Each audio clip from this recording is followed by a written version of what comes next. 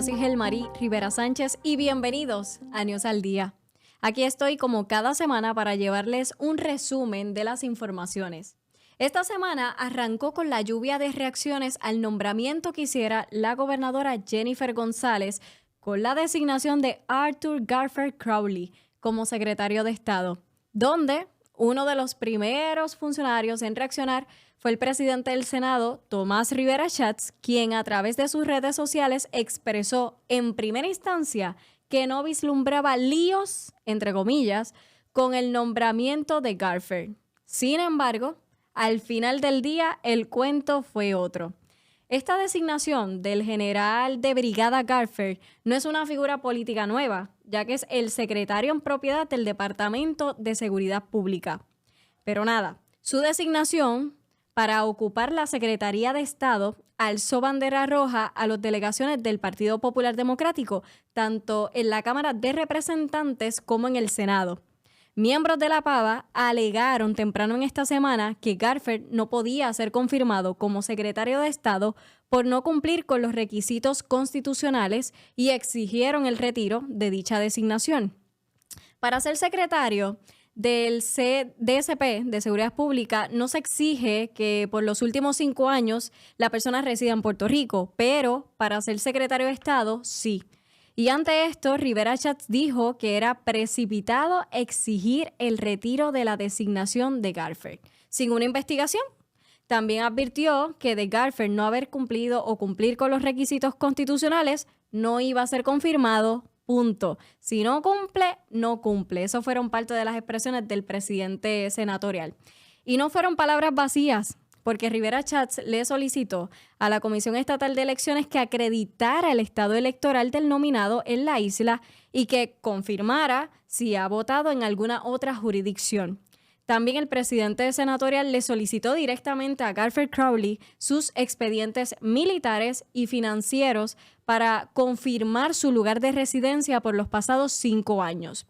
De otro lado, en la Cámara de Representantes, Carlos Johnny Méndez, el presidente, no dio paso a la petición de legisladores populares para que la Cámara solicitara al estado de la Florida las certificaciones de votos de Garfer en los eventos electorales celebrados desde el 2018 al 2024. Poco después, en esta misma controversia sobre la designación y el nombramiento, llegó la certificación de la Comisión Estatal de Elecciones y la información pues, no fue favorable para el designado. Aunque el presidente Rivera Schatz del Senado expresó, ojalá cumpla, lo podamos confirmar, pero si no cumple, no cumple, por más que lo queramos, como pueden ver en pantalla, la Comisión Estatal de Elecciones certificó que entre el 2012 y 2024, el nominado Arthur Garfer participó en 10 eventos electorales en el condado Martin, en Florida. Esto incluye las elecciones generales y las primarias en dicho estado. La Constitución de Puerto Rico es clara, mi gente, como lo pueden ver en pantalla. Nadie podrá ser gobernador a menos que a la fecha de la elección haya cumplido 35 años de edad, que en eso Garfer no tenía una controversia, y sea y haya sido durante los 5 años precedentes ciudadano de los Estados Unidos de América y ciudadano y residente bona fide de Puerto Rico. Nadie le quita el mérito a Garfer, que es un general de las Fuerzas Armadas, pero estos requisitos también le aplican al secretario o secretaria de Estado por ser el primer cargo en el orden de sucesión ante la ausencia o la vacante de un gobernante. Y en este caso, que si Jennifer González Colón no se encuentra, ¿quién va a estar de gobernador interino? El secretario de Estado. Ya con este panorama, miembros del Partido Independentista sostuvieron sus preocupaciones por los nominados a cargos públicos. Y de otro lado, el comisionado residente en Washington, Pablo José, también se estuvo expresando, Pablo José Hernández, donde pidió que el nombramiento de Arthur Garfer como secretario de Estado fuese retirado. Esta fue la más reciente controversia, pero se suma al retiro del nombramiento de Verónica Ferrajoli, así como para que iba para Secretaría de Estado, y el nombramiento de Janet Parra a la Secretaria de Justicia. Así que vemos cómo 3 nominados de la gobernadora González Colón lamentablemente no tuvieron el final que ella esperaba. Cabe mencionar que en su tradicional mensaje mañanero, Rivera Schatz cuestionó el método utilizado por la Fortaleza para seleccionar a sus nominados y hasta le recomendó a la gobernadora que la actual secretaria interina y esposa del alcalde de Bayamón, Narel Gualesca, sea nombrada en propiedad como secretaria de Estado. Y pensemos, ¿será posible que el Sherlock Holmes que hace los background checks o el grupo de intelectuales que recomienda a jefes de agencia pueda sugerir que la actual secretaria de Estado interina, señora Narel Gualesca Colón, quien fue de las principales ayudantes de Jennifer González en Washington, D.C. y tiene la confianza de la gobernadora, sea considerada para quedarse como secretaria de Estado? Pues miren, esa fue la pregunta que públicamente hizo el presidente del Senado, Tomás Rivera Schatz, como pueden ver en pantalla, y también mencionó que sería algo así como bueno para todo el mundo, según sus expresiones en las redes sociales. Y mientras este panorama surge, la gobernadora estuvo fuera de la isla en los primeros días de esta semana tras participar en una cumbre en Washington, D.C. Así que el anuncio del nombramiento de Arthur Garfer para secretario de Estado mediante comunicado, ella lo estuvo retirando e indicó que la decisión la tomó luego de las expresiones del presidente del Senado, Rivera Schatz, sobre el incumplimiento en el tiempo de residencia de Garfer y que se mantendrá como secretario de Seguridad Pública. Ahora bien, ¿será Gualesca Narel Colón la próxima nominada secretaria de Estado? Veremos qué acontece en los próximos días. Y bueno, el nominado luego por la tarde del martes se expresó y en un resumen dijo que el retiro de su nombramiento nada tiene que ver con la denuncia de que no cumple con los requisitos para ser secretario de Estado, sino que en primera instancia fueron, a su entender, distracciones políticas, que fue falta de comprensión de lo que es ser un veterano. Y dice que va a crear un PAC para educar sobre el particular. Y en otras informaciones, pues el presidente del Senado, Tomás Rivera Schatz, le indicó que le recomendara a los militares que por favor a la hora, ¿verdad?, que estuvieran activos en la votación en Puerto Rico. Bueno, y 150,000 abonados se quedaron este martes sin servicio eléctrico, aunque fue por una corta duración por el déficit en generación. Genera PR informó más tarde ese día que el apagón se debió a que la unidad 5 de la central de Costa Sur fue la que se cayó. Esa unidad, la unidad 5 central Costa Sur, fue la que la pasada semana la gobernadora anunció que había entrado en operación con 350 megavatios. Si hay algo bastante claro, es que hay que prepararse para los apagones que se avecinan para este verano. Y quiero volver a la legislatura, porque fue escenario de cómo se encendió la política boricua. Miren este video. No. Bueno, pues entonces la senadora Soto Aguiló el 28 de abril vino, se estuvo presente, no estuvo hasta el final de la sesión, se fue y no se excusó. El 5 de mayo presentó una excusa sin motivos y sin ninguna razón particular. El 8 de mayo igual, y en el día de hoy está nuevamente solicitando una excusa sin motivos y sin que ningún compañero conozca de las razones por las cuales está ausente. La sección 23.1 del Reglamento del Senado de Puerto Rico dice que será deber de cada senador asistir y permanecer en todas las sesiones del Senado y en las reuniones de las comisiones a las que pertenezca como miembro en propiedad. La sección 23.2 dice notificación de ausencia. Cuando un senador tenga que ausentarse, este deberá informar de inmediato sus motivos al presidente. De no ser posible, lo hará en la próxima sesión a que asistiere o a través de otro senador, quien lo notificará en el curso de la sesión en que aquel estuviera ausente.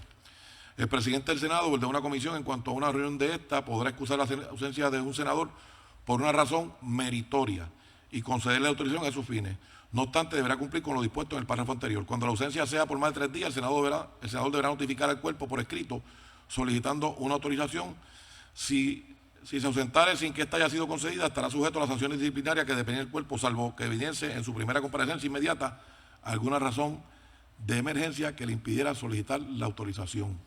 Le estamos concediendo a la señora senadora Soto Aguiló hasta el lunes para que justifique las ausencias del 28, del 5, del 8 y del día de hoy, conforme al reglamento del Senado de Puerto Rico. Hasta entonces no está excusada y de conformidad con el reglamento notifíquesele a la senadora Soto Aguiló.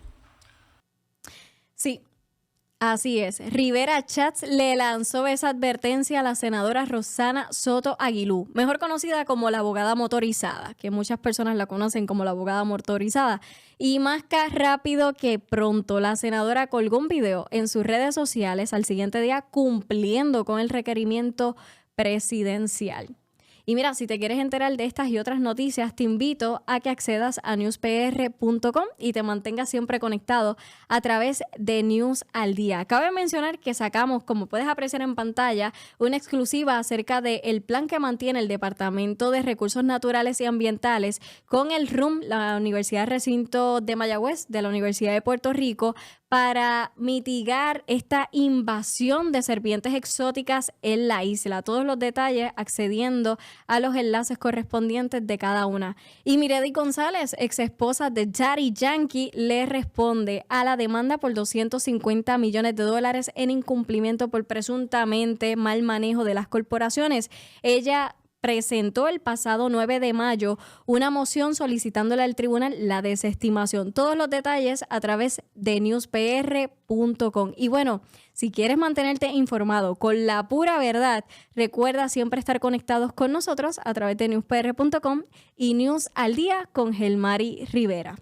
Hola, ¿qué tal amigos? Y bienvenidos a un nuevo episodio de News al Día con Gelmari Rivera. Yo soy Gelmari Rivera Sánchez y es un placer y privilegio conectarme con todos ustedes.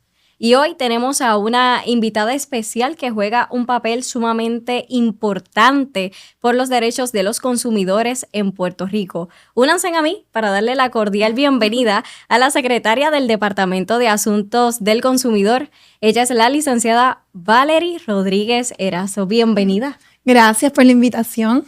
Es un honor para mí estar aquí contigo. La hemos visto sumamente activa en estas pasadas semanas. La hemos visto, bueno, es notable lo de los pescados, pero así también en las balanzas de los supermercados, en los aeropuertos. Así que cuéntenos un poco qué ha significado iniciar en este proceso. Pues mira, estoy empezando el DACO, pero sí, llevamos una agenda bastante cargada.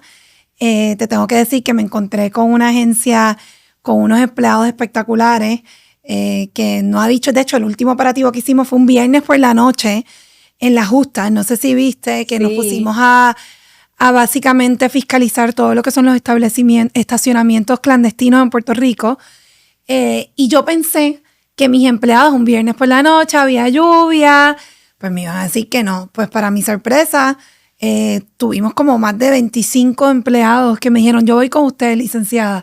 Y fuimos a La Justa a fiscalizar para garantizar básicamente que no te cobren de más. En Puerto Rico estamos viendo, o sea, el costo de vida en Puerto Rico cada vez es más alto. Y estamos viendo que hay muchas personas, lo que nosotros decimos los gansos, en la calle que están buscando cómo cobrarte y sacarte dinero del bolsillo, no siguiendo la ley. Y el caso de los estacionamientos, se dieron cuenta que... Bueno, a ti te tiene que haber pasado. Vas a un concierto y estacionate aquí, te cobran 20, 25, pues... Es muy probable, si no casi seguro, que ellos son estacionamientos ilegales. Las tarifas de los parking en Puerto Rico están reguladas por el Departamento de Asuntos del Consumidor y se les requiere un sinnúmero de cosas, iluminación, que el boleto establezca hora de entrada y salida, que el propio boleto establezca dónde hacen la reclamación, quién es la persona que opera el estacionamiento. Si pensamos ir a un concierto y encontramos a X o Y persona que dice que tiene un lote vacío, mira, se puede estacionar aquí y le exige $30, ¿qué se le puede responder a ese tipo de personas? Bueno, lo que le pedimos al ciudadano es que se querellen con DACO. Próximamente estaremos lanzando una página nueva porque estamos haciendo una transformación digital, pero actualmente en la página actual pueden hacer y querellarse o pueden llamar al 722-7555 porque te garantizo que esa tarifa de $30 está ilegal. Porque, nuevamente, si no es un parking multipiso, que eso, obviamente por la inversión económica, construcción, etcétera, esos estacionamientos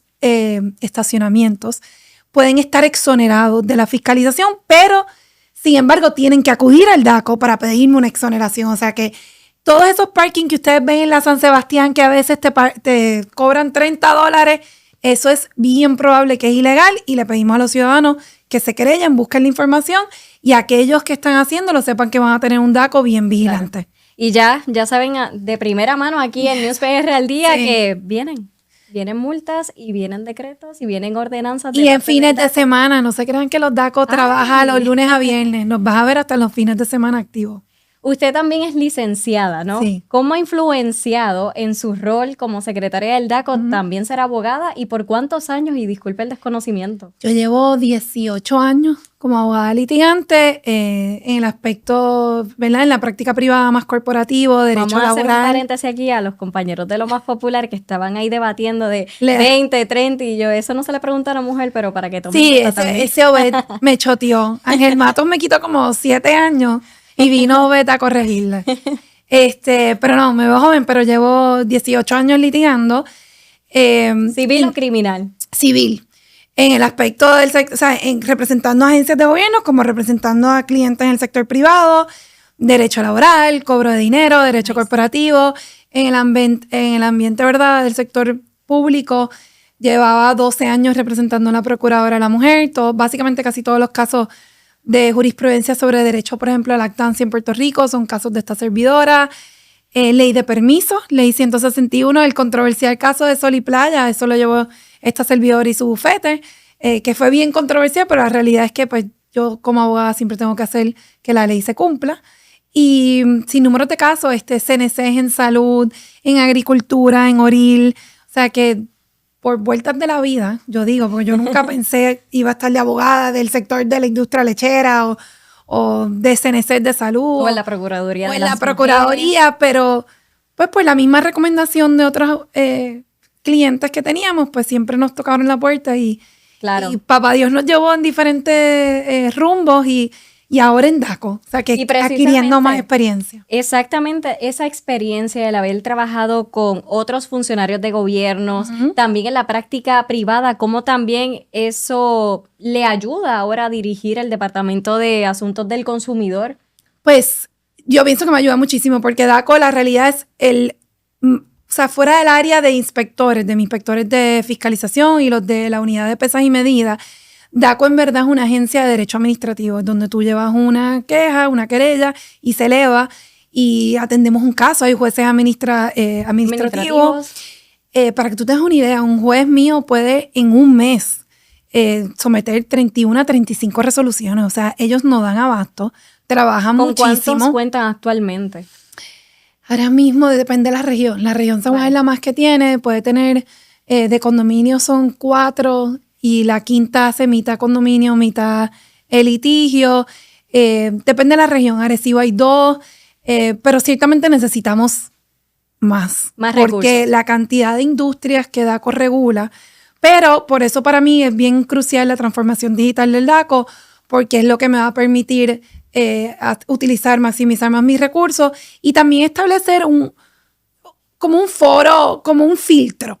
Mira lo que pasa en DACO, porque como no hay tantos empleados, si tú vas y te querellas, vamos a poner un ejemplo, ley de condominio, me querellé de un asunto entre vecinos, pues el hecho de yo ya ir y llenarlo muchas veces a mano, que entonces tiene que ir otra persona que lo eleve, que lo pase. Lo ponga digital, por ejemplo. En digital, pero automáticamente me lo elevan como querella. O sea, no tengo personal para hacer ese filtro, decir, mira, esto no es querella, esto es frívolo, pasó el término de los días que tenías para querellarte sobre esto.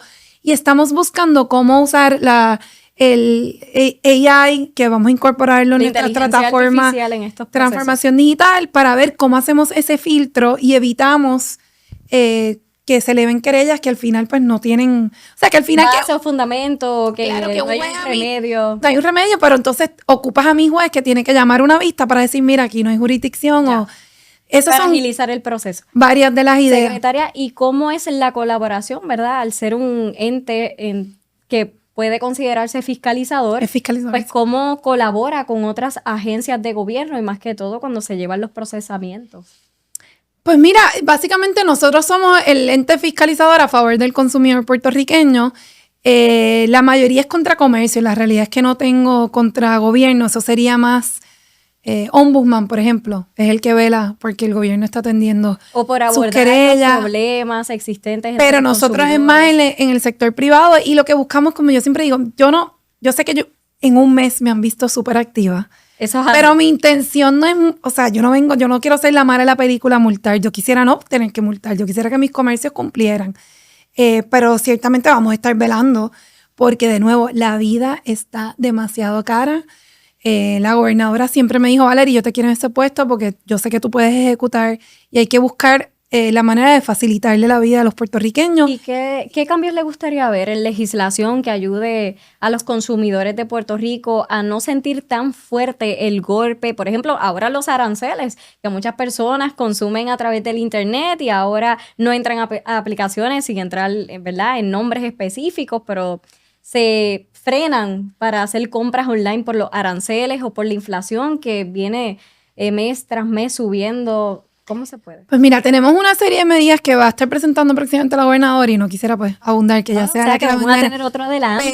Pero sí, o sea, y medidas que buscan, de nuevo, facilitarle la vida a nuestros ciudadanos y proteger al consumidor puertorriqueño. Ella ayer en un simposio en estos días que hubo de desarrollo económico habló de los aranceles, por ejemplo, los arbitrios de los vehículos de motor en Puerto Rico, que ciertamente si ahora van a aplicar los 25% de los aranceles es algo que se tiene que revisitar, porque entonces el puertorriqueño básicamente ya no podría costear un vehículo. Si añadimos al arancel que puede llegar hasta un 34%, un 25%, yo creo que pues la gobernadora ha sido en eso bien enfática, que quiere buscar soluciones, pero te puedo decir, por ejemplo, que ha hecho el DACO desde que nosotros llegamos con esto de las guerras de aranceles. Nosotros ya enviamos requerimientos de información a todas nuestras cadenas de supermercados, por ejemplo, que nos emitan los precios de la canasta básica, que son los productos básicos que todo puertorriqueño consume, y estamos haciendo una tabla comparativa para ver cuánto estaba esa canasta al 1 de abril, antes de Liberation Day, que fue el 2,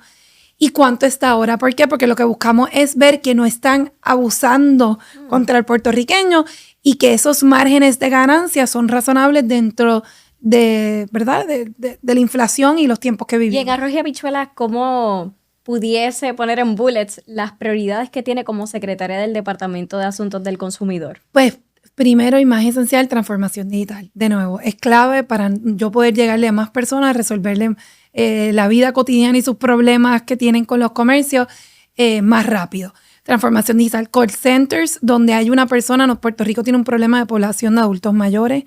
A los adultos mayores no les gusta llenar las cosas. Las computadoras. Y para la gobernadora esa es una población que siempre, ya me dijo Valerie, dale mucho énfasis, esa es la gente que yo quiero ayudar. Y estamos buscando tener un call center para que ellos sí tengan una persona que conteste el teléfono, que no es lo que está pasando ahora mismo en el DACO. Quisiéramos también una política de combatir el discrimen comercial que hay en Puerto Rico por razón de geografía. La gobernadora, cuando fue comisionada residente, inició y tuvo conversaciones con muchísimas agencias federales que nos estaban dando la mano. Pues ahora vamos a seguir.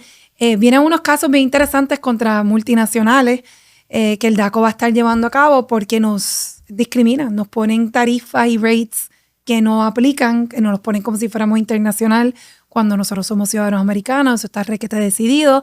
Y vamos a estar retomando, empezando unos casos nuevos y retomando unos que se quedaron en el tintero. Licenciada y secretaria del Departamento de Asuntos del Consumidor, sorprende algo. ¿Qué? Sorprende la magnitud de temas que puede en estos momentos abundar sin tener un papel, por ejemplo, leyendo en cómo está utilizando el mecanismo para establecer las multas. Ha sido enfática de que no le gusta el hecho de hacerlo, pero quizás es porque hace falta ese ordenamiento y la falta de conocimiento, por lo que puedo percibir de sus expresiones. Pero también su nombre sonó en un momento de controversia, ¿no? ¿Usted en algún momento pensó que iba a ser la secretaria del Departamento de Asuntos del Consumidor? No, fíjate, no. Pero siempre quise, yo tuve conversaciones con la gobernadora después de noviembre. Y me recuerdo que ella me pidió que sometiera el resumen y fue como a finales de noviembre que a través del portal. Sí, me dijo, por favor, yo quiero a mujeres como tú, líderes.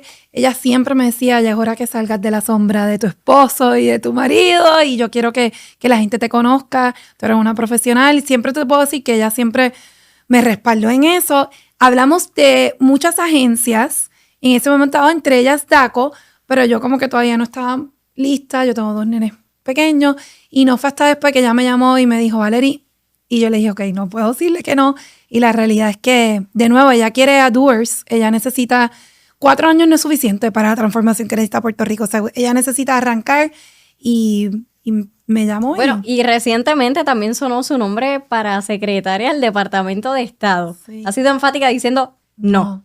No, yo no sé si, esos fueron rumores.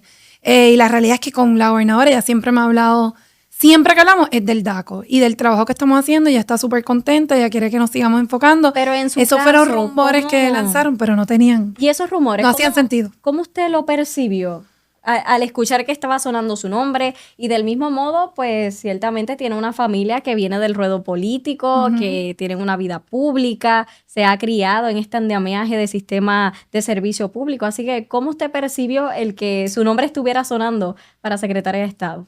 Primero me tomó por sorpresa, nuevamente, porque la gobernadora siempre me hablaba de asuntos del DACO, ¿no? Segundo, a veces uno piensa así, hay gente que te lo decía porque puedes reconocer que en las primeras semanas, pues, obviamente enseguida pues nos hicimos sentir, pero también hay gente que lo lanza para crear conflictos, divisiones internas, eso no siempre a veces es para hacerte un favor, también hay una parte de que lo que quieren crear es fricción dentro de la propia administración. Lo que te puedo decir es que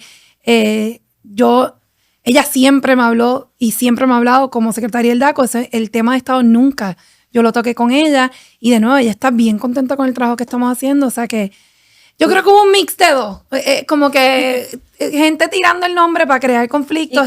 ¿Y cómo usted maneja el estar lidiando que su nombre suene y también con personas que tienen opiniones totalmente diferentes acerca del trabajo que realiza o la profesional que es, y que en cierto punto no debe de tomarse tan a mal el hecho de que suene su nombre porque es una mujer preparada? O sea, no pueden minimizar el hecho de que por ser la esposa de X o Y persona o la hija de X o Y persona no se preparó en la vida para tener el cargo que ostenta o cualquiera que usted está aspirando. O sea, usted no lleva 5 añitos, ni un año, ni una práctica. Pues yo creo que lo que acabas de decir es parte de lo que yo tomé en consideración cuando finalmente decidí aceptar e involucrarme en un rol protagónico, ¿no? Porque yo siempre he estado toda la vida tras bastidores ayudando y nunca pensaba, o sea, uno pensaría, ella tiene que haber pensado eso toda la vida. La realidad es que no, porque antes lo hacía ayudando a mi papá y después yo con bebés chiquitos, en todo ese revolú no me veía yo en un puesto, ¿no? Pero ahora público. asumió ese rol de liderazgo público. Sí, y quiero que sepas que también lo vi como una oportunidad, como lo que me dijo la misma gobernadora, ya que muchas cosas han dicho, que muchas mentiras han dicho. Y también yo dije, mira, ya, yo creo que es hora de que me conozcan por quién yo soy, no por lo que otra persona opine de mí o por las falsedades que diga una persona de mí. Yo sé que estoy en una silla que hay gente que me va a aplaudir, gente que me va a criticar. Y yo no tengo problema si tú me fiscalizas a base de mi trabajo, que no ha sido el caso mío. A través de mi vida siempre he tenido voces que no dicen cuando no tiene nada que ver conmigo, cuando te pintan de una manera cuando yo soy completamente distinta. Pero a Valery Rodríguez Erazo, ¿cómo le ha influenciado la figura de su padre, Charlie Rodríguez, expresidente del Senado? Y hago la pregunta directa por tanta desinformación, como usted muy bien explica, que en ocasiones desvirtúan la realidad, pero usted no decidió el padre, Dios lo puso en un camino y ese es su papá y tiene a su mamá, y usted decidió quién es su esposo, pero ¿cómo influenció la figura de su padre? Pues yo siempre lo digo en todos lados. Yo soy una daddy's girl. Nosotras somos 3 nenas y mi papá, bueno, el que me conoce sabe, mi papá es como que, Pedito, no es que no quiera a mi mamá, yo adoro a mi mamá, pero mi papá es como mi héroe, yo lo quiero un montón. Algo especial. Yo siempre he sido una daddy's girl. Soy abogada como él, estudié en la Universidad de Cornell como él. De hecho, dato curioso, gracioso, yo empecé en George Washington University. Yo solicito transfer a Cornell porque el sueño de mi papá era que una de sus hijas fuera a Cornell. Y yo solicité, pero tú sabes, cuando uno solicita pero no es para ser aceptada, no, y yo me quería quedar en George Washington. Yo tenía un montón de amistad, tenía súper buenas notas, le estaba pasando ahí. Y cuando me llega la aceptación, llega a mi casa y mi papá es el que la abre. Y mi papá me llamó llorando. ¡Ay, al fin, una hija mía! No sé. Y yo, ¿cómo le voy a decir que no? Entonces acepté que fue la mejor decisión porque Cornell es una excelente universidad. Pero a ese punto yo soy con mi papá y yo decía, yo no le puedo decir que no a mi papá. Su papá va a ver este podcast. Sí, pero mi papá para mí, de nuevo, el que me conoce sabe que yo adoro a mi papá. No hubo rol político que yo no fuera la primera en ponerme las tenis y caminar todo Puerto Rico con él. Y siempre para mí es un orgullo. Pero interesante la pregunta que me haces, porque cada vez yo noto más en Puerto Rico el quitarle el mérito. Y en este caso, cuando uno es un estadista, siempre, o sea, porque el hijo de un político popular lo tratan totalmente distinto, el hijo de un partido independentista es totalmente distinto. Al PNP es como te ponen la X enseguida. Pero yo lo que siempre me cuestiono es hasta qué punto nosotros vamos, o sea, ciertos medios, porque no son todos, llevan ese mensaje, porque tú, no sé si tú tienes hijos, si No, tendrás, pero en un futuro si lo tienes, yo sé que tú, como toda madre, nosotros nos fajamos para darle mejor vida a lo que nosotros nos dieron, porque eso es lo que nosotros más oportunidades, etcétera. Entonces, que en el futuro yo veo a mis dos, yo tengo dos niños, tienen 8 y 10. Si uno de ellos quisiera inculcar en la política, automáticamente porque vienen de una familia que pudo tener éxito, pues, no, ese le vamos a quitar mérito, él no, porque es que él viene de una familia que todo se lo facilitó y al otro a lo mejor sí, por X razón. O sea, es un mensaje bien malo, porque yo creo que al final todo ser humano en una sociedad tiene un valor, independientemente de donde tú vengas. O sea, porque tú vengas de una familia con éxito, pudiente, clase media, no te hace ni más ni menos que el que viene de abajo. Yo creo que todo el mundo tiene un valor. Y yo puedo estar totalmente de acuerdo con esas expresiones que usted dice, porque, por ejemplo, yo no vengo de una familia adinerada, yo vengo de un barrio, yo me he sacrificado, mi familia no habla inglés, ahora me gradúo, por ejemplo, de law school, y la realidad es que recibí la llamada de mis tíos abuelos diciendo, eres la primera abogada de la familia de 4 apellidos, ¿sabes? Así que valoro y respeto, y si porque el día de uno a mañana, veces no elige la familia donde vende, pero uno decide. Y si el la día de familia en que mañana va a tienes estar. un hijo que quiere seguir tus pasos, ser abogado, ser ¿Por qué no? periodista, no sería justo para ese Sí. niño. Ay, porque claro, se le hace más fácil porque él es el hijo de la periodista. No, yo creo que no hay que quitarle valor a ¿Y nadie cuáles son los valores que independientemente. usted entiende que la representan, no? Porque habla con muchísimo respeto hacia las personas, lo vemos ahora con sus expresiones y la lucha que lleva a favor de los consumidores, pero ¿cuáles son esos valores que usted entiende que como servidora pública le impulsaron también a estar en este ruedo público que antes estaba debajo del radar? Mira, como te mencioné anteriormente, yo he caminado todo Puerto Rico desde chiquita porque mi papá Por las influencias de papá.